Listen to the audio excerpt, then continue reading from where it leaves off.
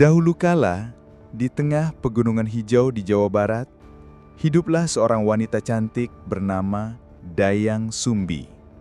Rambutnya panjang dan hitam berkilau, kulitnya keemasan, dan ia selalu mengenakan kebaya sutra warna gading dengan bordir emas. Ia hidup menyendiri tetapi damai, menghabiskan hari-harinya menenun dan berdoa kepada para dewa agar diberi seorang anak. Suatu pagi yang berkabut, saat Dayang Sumbi berdoa menghadap matahari terbit, cahaya gaib turun dari langit. Suara ilahi memberitahunya bahwa doanya akan dikabulkan. Tak lama kemudian, seorang bayi muncul secara misterius di depan gubuknya. Ia menamainya Sangkuriang dan membesarkannya dengan penuh cinta tanpa mengetahui asal-usulnya yang berasal dari surga. Sangkuriang tumbuh dengan cepat. Pada usia 6 tahun, ia sudah lebih kuat dari kebanyakan orang dewasa. Kulitnya coklat keemasan, rambutnya hitam acak-acakan, dan matanya tajam, penuh rasa ingin tahu. Ia berlari tanpa alas kaki di hutan, bermain dengan hewan-hewan, memanjat pohon seperti bagian dari alam itu sendiri. Ibunya, Dayang Sumbi, melihatnya sebagai anak yang diberkahi para dewa. Dalam petualangannya di hutan, Sangkuriang tidak pernah sendirian.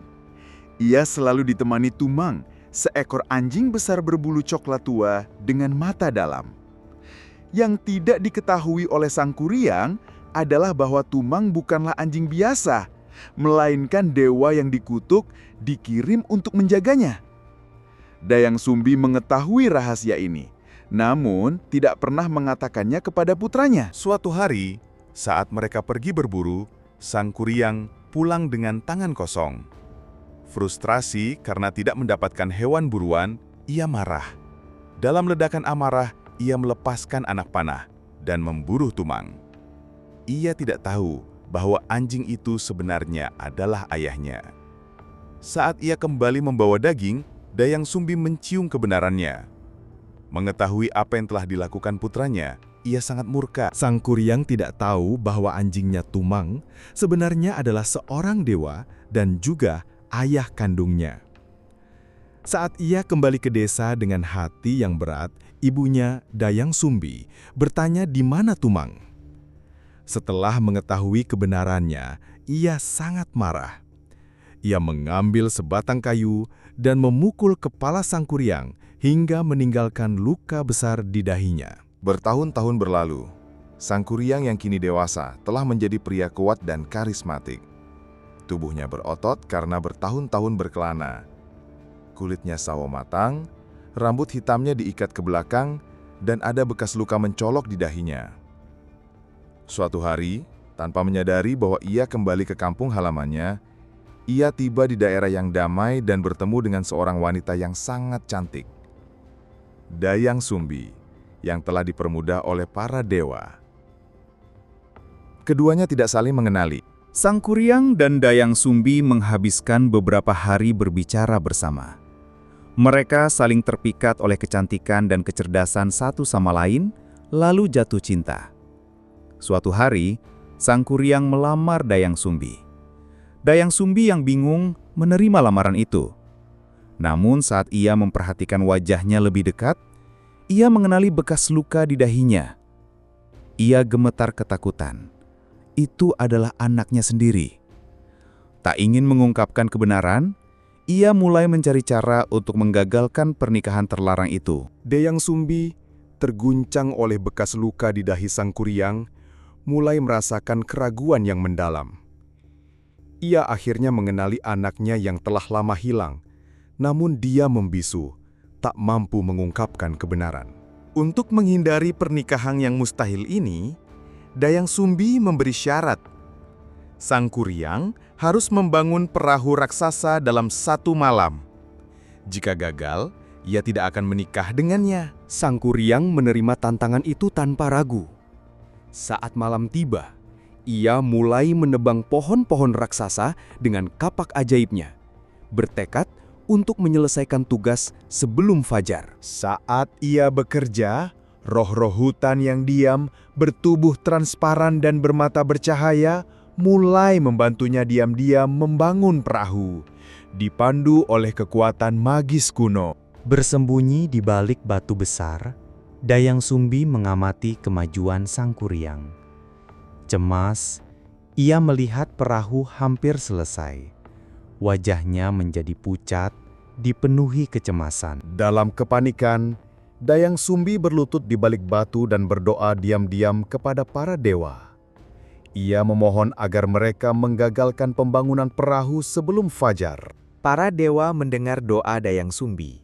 Mereka membuat cahaya keemasan muncul di cakrawala, seolah-olah fajar telah tiba. Ayam jantan berkokok, burung-burung mulai berkicau, dan hutan percaya bahwa hari telah menyingsing. Sang Kuryang berdiri di tepi sungai, melihat cahaya dan mengira bahwa ia telah gagal. Wajahnya menegang, matanya dipenuhi amarah.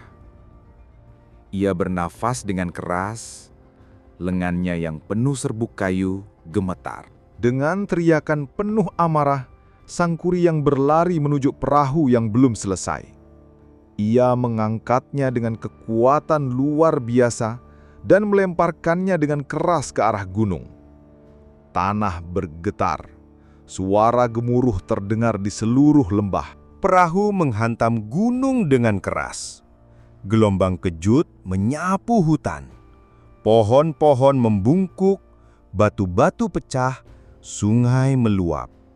Langit menjadi gelap, dipenuhi energi goib. Di depan mata Sang Kuryang, perahu raksasa itu perlahan berubah menjadi gunung. Lambungnya menghadap ke langit.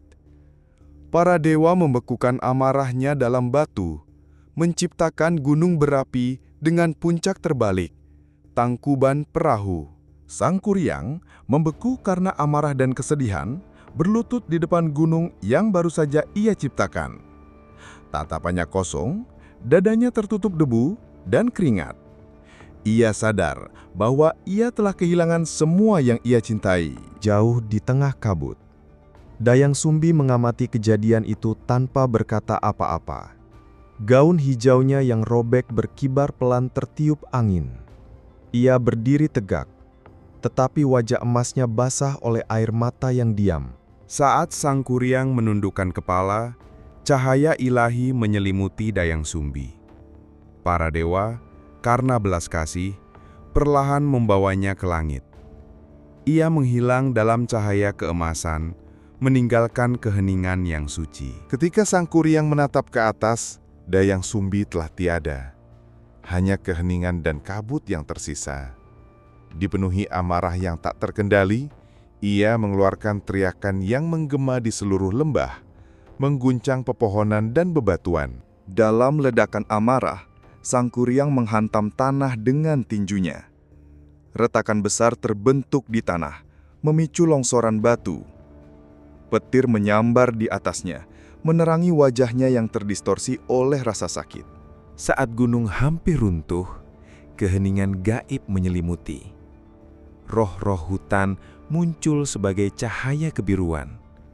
Mereka mengelilingi Sang Kuryang dan menenangkan amarahnya, menyelimutinya dengan cahaya lembut dan sunyi. Saat roh-roh terus mengelilingi Sang Kuryang, waktu seakan berhenti.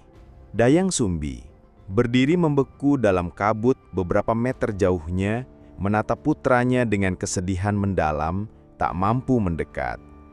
Dunia seolah menahan napas. Sang Kuryang, dengan mata penuh air mata, akhirnya mengerti. Dia mengulurkan tangan ke arah Dayang Sumbi. Tetapi, angin mistis bangkit di antara mereka, memisahkan mereka untuk selamanya. Tanah bergetar pelan, alam pun menangisi takdir mereka yang hancur. Dengan hati hancur, Sang Kuryang menjerit kesakitan. Dalam luapan amarah terakhirnya, ia menghantam gunung yang belum selesai. Guncangan itu sangat kuat hingga bumi terangkat, menciptakan gunung tangkuban perahu. Langit menghitam, mengikat kutukan selamanya. Perahu yang belum selesai dilempar oleh amarah Sang Kuryang. jatuh terbalik dan menjadi sebuah gunung. Sejak hari itu, gunung itu disebut Tangkuban Perahu, perahu yang terbalik. Keheningan menyelimuti, hanya angin yang menceritakan legenda itu.